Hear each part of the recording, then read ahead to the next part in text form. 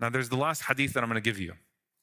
And this hadith actually, subhanAllah, it's one of those hadiths that you look at the sanad a few times, you look at the chain a few times, you want to make sure it's authentic, and then you really want to sit with it and reflect. The hadith is from Muslim Imam Ahmad rahimahullah ta'ala. Abu Sa'id al-Khudri radiyallahu ta'ala anhu said that there was a wolf that attacked a sheep and he carried that sheep away. You have the image, a wolf pounces on a sheep, he carries that sheep away. So the shepherd pursued the wolf to rescue his sheep. And then the wolf sat on its tail and it said, "Ala tattaqillah, do you not fear Allah? Tanzi'u minni rizqan saqahu Allahu ilayya. You are taking from me a sustenance that Allah subhanahu wa ta'ala gave to me." By the way, this isn't an imagination. This is something that actually happened.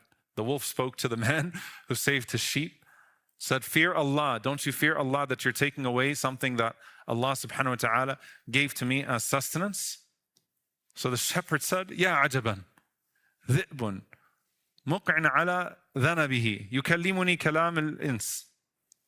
Said, what a strange thing, a wolf sitting on its tail talking to me like a human being. فَقَالَ الذِّئْبُ, so the wolf responded and said, أَلَا أُخْبِرُكَ بِأَعْجَمَ مِنْ ذَلِكَ, you want me to tell you about something stranger than that? قال محمد صلى الله عليه وسلم بيثرب يخبر الناس بأنباء ما قد سبق. There is a man in Medina named Muhammad sallallahu alaihi wasallam that is teaching the people about the news that came before. Now he said Yathrib.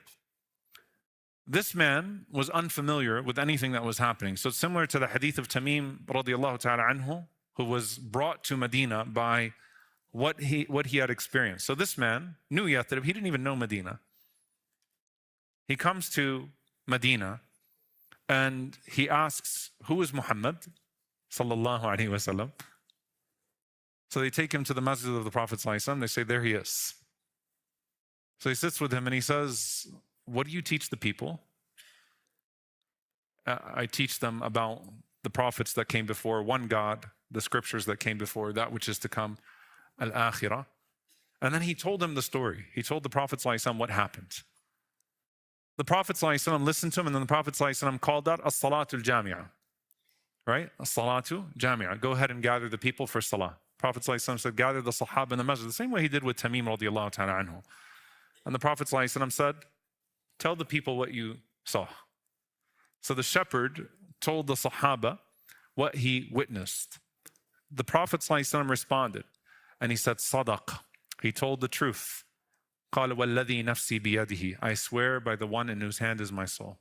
لا تقوم الساعة حتى تكلم السباع الإنس ويكلم الرجل عذبة صوته وشراك نعله وتخبره فخذه بما أحدث أهله بعده. Incredible hadith. It has multiple components. The Prophet ﷺ said, "I swear by the one in whose hand is my soul, the hour will not come until wild animals start to speak to people, and the tip of a man's whip." Now, we don't carry those because we don't ride camels and horses anymore, right? Think about your keychain, think about what you have, starts to speak to him. And the strap of his sandal starts to speak to him. And his thigh informs him of what his family did after he left them. When the ulama used to read these types of hadiths, by the way, for our world, just think 20 years ago if you told people about what world you live in right now. I'm serious. Think about talking to yourself, those of you that are over the age of 20, which is at least 5 of you in here. All right? I'm trying to be kind, mashallah, to the... But think about it, tell yourself, imagine having a conversation with yourself 20 years ago and explaining to yourself what's going to be in the world today, the types of technology and the ways that we've normalized in our world today. So there's some element of that, which is certainly the loss of al-amana, the loss of any sense of privacy, the recording devices, the way that everything spies on everything else, everyone spies on everyone else. How do we even have any privacy left in our lives in 5 years? the way the digital architecture is going. Like, what's even left in terms of privacy? May Allah protect us, and may Allah Azza wa Jal grant us sitr. Allahumma ameen. But like, what's even left of privacy? Seriously. I mean, we're under an illusion of privacy. You really think no one's in your phone? You really think no one's in your photo album? You really think they're not seeing the picture that you sent to someone else on Meta, on WhatsApp? Be real. There is no privacy. And if there isn't privacy now, there will be less privacy then. But why do I bring this hadith up here? Because we'll talk about the loss of privacy in a future halaqah bi'idhnillahi ta'ala. Why here?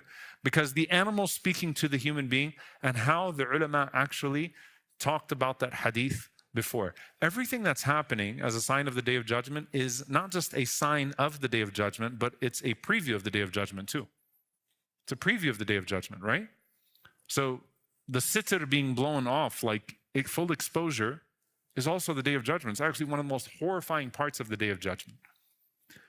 And the way that the ulama spoke of this particular narration is that this is similar to يَوْمَئِذٍ تُحَدِّثُ أَخْبَارَهَا. You think the earth is terrifying when the earth shakes? What about when the earth speaks? And the things that you thought were inanimate objects start to testify against you on the Day of Judgment.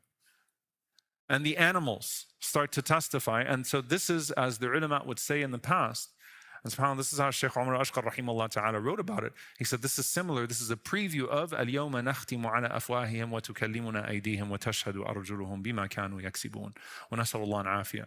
That today we seal their mouths and their hands will speak to us and their feet will bear witness to that which they used to do. وَقَالُوا لِجُلُودِهِمْ لِمَ شَهِدْتُمْ عَلَيْنَا قَالُوا أَنْطَقَنَا اللَّهُ الَّذِي أَنْطَقَ كُلَّ شَيْءٍ وَهُوَ خَلَقَكُمْ أَوَّلَ مَرَّةٍ وَإِلَيْهِ تُرْجَعُونَ.